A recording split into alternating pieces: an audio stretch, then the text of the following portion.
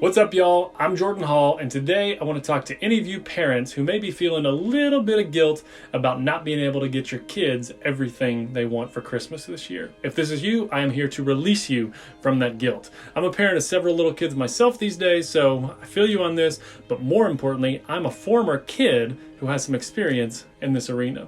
So I want to start by sharing a little bit of my story. Up until the time I was 13 years old, my family lived a pretty solid middle-class lifestyle. We weren't rich, but we definitely weren't poor either. And when it came to Christmas time, my brother, sister, and me would pretty much get most of the stuff that we asked for. You know, nothing extravagant, but we're talking shoes, clothes, toys, stuff like that. It was awesome. But when I was 13, our family's financial life changed pretty drastically. In October of that year, my dad got into an accident and lost his job. And as a single income household with a lot of debt, that threw our family into a lot of trouble financially. I remember like it was yesterday, my mom calling me into her room to tell me that Christmas was going to look different this year. I wasn't going to get everything that I asked for, probably wasn't going to get most of the stuff that I asked for. Our mission as a family was financial survival. But she went on to say that given the current financial outlook, it didn't look like my parents were going to be able to contribute to my college in a few years, and they weren't going to be able to buy me a car like they had done for a couple of my older siblings.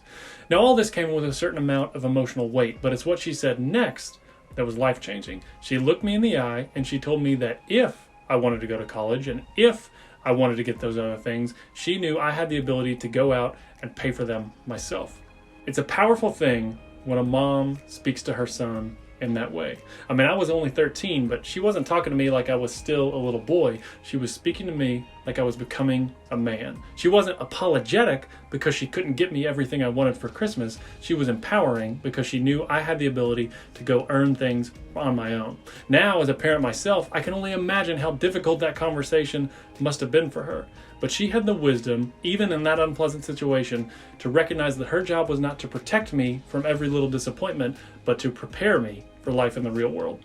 Now, I will confess, I didn't have the best attitude about all this in the moment. I remember being frustrated that Christmas that there weren't as many gifts that year as there had been the year before.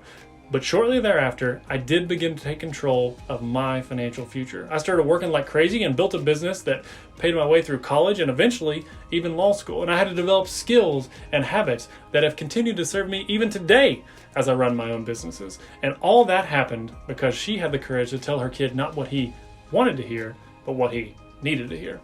So, if you're feeling guilty about not being able to get your kid everything they want for Christmas this year, don't. Age appropriately, you can start giving them gifts that'll be way more beneficial than the latest electronic.